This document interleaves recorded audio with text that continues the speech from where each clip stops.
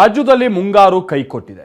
ಇದರ ನಡುವೆ ನಿನ್ನೆ ನಡೆದ ಸಂಪುಟ ಸಭೆ ಬಳಿಕ ಸಿಎಂ ಡಿಕೆ ಜಲಾಶಯ ತುಂಬುವವರೆಗೂ ರೈತರು ಬೆಳೆ ಬೆಳಿಬಾರದು ಅಂತ ಮನವಿಯನ್ನು ಮಾಡಿದ್ದಾರೆ. ಸಿಎಂ ಡಿಕೆ ಅವರ ಈ ಹೇಳಿಕೆಗೆ ವಿಪಕ್ಷ ನಾಯಕರುಗಳು ತೀವ್ರ ಆಕ್ರೋಶ ಹೊರಹಾಕ್ತಿದ್ದಾರೆ. ಮತ್ತೊಂದು ಕಡೆ ರಾಜ್ಯಾದ್ಯಂತ ರೈತರು ಮಳೆಗಾಗಿ ಆಕಾಶದತ್ತ ಮುಖ ಮಾಡಿದ್ದಾರೆ.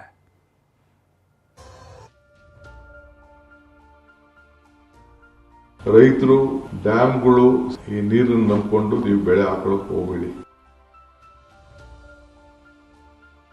ಮೋಡಗಳಿವೆ, ಆದ್ರೆ ಮಳೆ ಸುರಿಸುತ್ತಿಲ್ಲ. ಭೂಮಿಗೆ ಬಿದ್ದ ಬೀಜಗಳು ಮೊಳಕೆ ಒಡೆದಿಲ್ಲ. ಕೆಲವೆಡೆ ಸಸಿಗಳು ಬೆಳೆದ್ರೂ ಮಳೆ ಇಲ್ಲದೆ ಒಣಗೋಕೆ ಶುರುವಾಗಿವೆ. ಹೌದು, ಕರ್ನಾಟಕದಲ್ಲಿ ಮುಂಗಾರು ಸಂಪೂರ್ಣವಾಗಿ ಕೈಕೊಟ್ಟಿದ್ದು ಇಡೀ ರಾಜ್ಯ ಭೀಕರ ಬರಗಾಲದ ದವಡೆಗೆ ಸಿಲುಕಿದೆ. ಪರಿಸ್ಥಿತಿ ಎಷ್ಟು ವಿಕೋಪಕ್ಕೆ ಹೋಗಿದೆ ಅಂದ್ರೆ ಸ್ವತಃ ರಾಜ್ಯ ಸರ್ಕಾರವೇ ಅಸಹಾಯಕವಾಗಿ ಕೂತಿದೆ.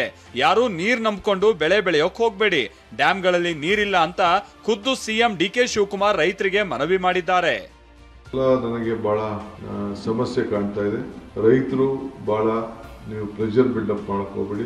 ನಿಮ್ಮ ಬೆಳೆಗಳಲ್ಲಿ ಹಾಕೊಳ್ಬೇಕಾದ್ರೆ ಈ ನೀರನ್ನು ನಂಬಿಕೊಂಡು ನೀವು ಬೆಳೆ ಹಾಕೊಳ್ಳೋಕೆ ಹೋಗ್ಬೇಡಿ. ನೀರಿಲ್ಲದೆ ನೀರು ಬಿಡ್ಲಿಕ್ಕೆ ಸಾಧ್ಯ ಆಗುದಿಲ್ಲ. ಸೊ ಅದಕ್ಕೆ ನೀವು ಮುಂದಿನ ದಿನದ ಮಳೆನ ಗಮನದಲ್ಲಿ ಆಧಾರನ ಇಟ್ಕೊಂಡೇ ನೀವು ಯೋಚನೆ ಮಾಡಬೇಕು. ಕೇಳಿದ್ರಲ್ಲ, ಸಿಎಂ ಡಿಕೆ ಆಡಿರೋ ಇದೇ ಮಾತಿಗೆ ವಿಪಕ್ಷ ನಾಯಕರುಗಳು ತೀವ್ರ ಆಕ್ರೋಶ ಹೊರಹಾಕ್ತಿದ್ದಾರೆ.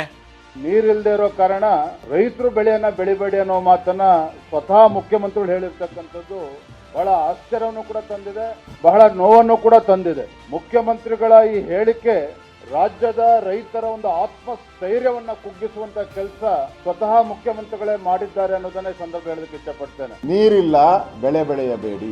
ಏನ್ ಡಿ ಕೆ ಶಿವಕುಮಾರ್ ಇಷ್ಟು ವರ್ಷ ಸಾವಿರಾರು ವರ್ಷದಿಂದ ಏನ್ ಡಿ ಕೆ ಶಿವಕುಮಾರ್ ಕೇಳಿ ಬೆಳೆ ಬೆಳೀತಾ ಇದ್ರ? ರೈತರಿಗೆ ಗೊತ್ತಿಲ್ವಾ ಯಾವಾಗ ಬೆಳೆ ಬೆಳಿಬೇಕು, ಯಾವ ಬೆಳೆ ಬೆಳಿಬಾರದು? ಡಿ ಕೆ ಶಿವಕುಮಾರ್ ಕಾಲ್ಗುಣನೋ ಗೊತ್ತಿಲ್ಲ. ಏನೋ ಬರಗಾಲ ಶುರು ಬಂದ ತಕ್ಷಣ ಬರಗಾಲ. ಬಹುಶಃ ರಾಜ್ಯದ ಇತಿಹಾಸದಲ್ಲಿ ಯಾವುದೇ ಒಬ್ಬ ಮುಖ್ಯಮಂತ್ರಿ ಇವತ್ತು ಜಲಾಶಯಗಳನ್ನ ನಂಬಿ ನೀವು ಯಾರು ಬಿತ್ತನೆ ಮಾಡಬೇಡಿ ಅಂತಕ್ಕಂಥ ಒಂದು ರೈತರಿಗೆ ಸಂದೇಶ ಕೊಟ್ಟಿರ್ತಕ್ಕಂಥದ್ದು ಬಹುಶಃ ಕರ್ನಾಟಕ ರಾಜ್ಯ ಅಲ್ಲ, ದೇಶದ ಇತಿಹಾಸದಲ್ಲೇ ಇದು ಮೊದಲನೇ ಸಂದೇಶ.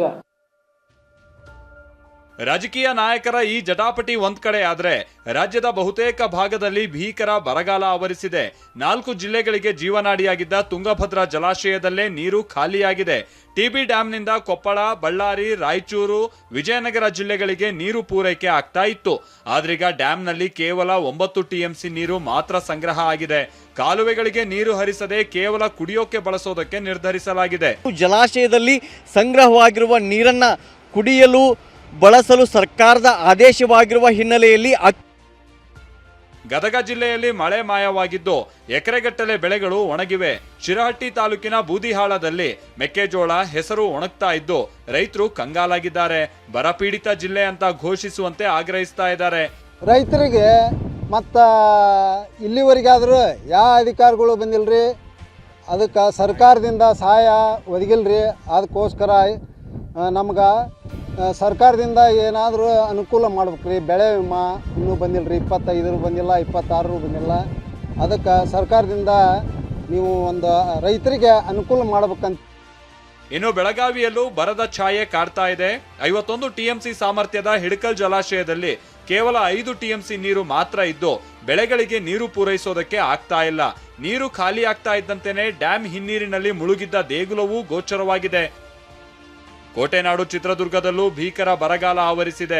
100 ಅಡಿ ಕೊರೆಸಿದ್ರೂ ಕೊಳವೆ ಬಾವಿಯಲ್ಲೂ ನೀರಿಲ್ಲ. ಹೀಗಾಗಿ ಹುಣಸೆಕಟ್ಟೆಯಲ್ಲಿ ಬೆಳೆದಿದ್ದ ಹೂ ಬೆಳೆ ಹಾನಿಯಾಗಿದೆ. ಕುರಿ, ಮೇಕೆ ಬಿಟ್ಟು ಮೇಯಿಸ್ತಾ ಇದ್ದಾರೆ. ಬಾಗಲಕೋಟೆ ಜಿಲ್ಲೆಯಲ್ಲಿ ಮುಂಗಾರು ಮಳೆ ನಂಬಿ ಬಿತ್ತನೆ ಮಾಡಿದ ರೈತರು ಸಂಕಷ್ಟಕ್ಕೆ ಸಿಕ್ಕಾಕೊಂಡಿದ್ದಾರೆ. ಹೊಲದಲ್ಲೇ ಹೆಸರು ಬೆಳೆ ಒಣಗ್ತಾ ಇದೆ. ಪರಿಹಾರ ನೀಡಿ ಅಂತ ಬಾದಾಮಿ ತಾಲೂಕಿನ ಹೊಲಗೇರಿ ರೈತರು ಆಗ್ರಹಿಸ್ತಾ ಇದ್ದಾರೆ.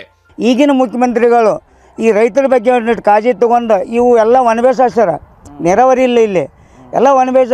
ಇದು ಮಳೆ ಮೇಲೆ ನಾವು ಅವಲಂಬನೆ ಮಾಡಿ ನಾವು ಈ ಭೂಮಿ ತಾಯಿಗೆ ಉಡಿ ತುಂಬಿವು. ಹೀಗೆ ನಾಡಿನೆಲ್ಲೆಡೆ ಬರದ ಛಾಯೆ ಆವರಿಸಿದ್ದು ದೇವರ ಮೊರೆ ಹೋಗ್ತಿದ್ದಾರೆ.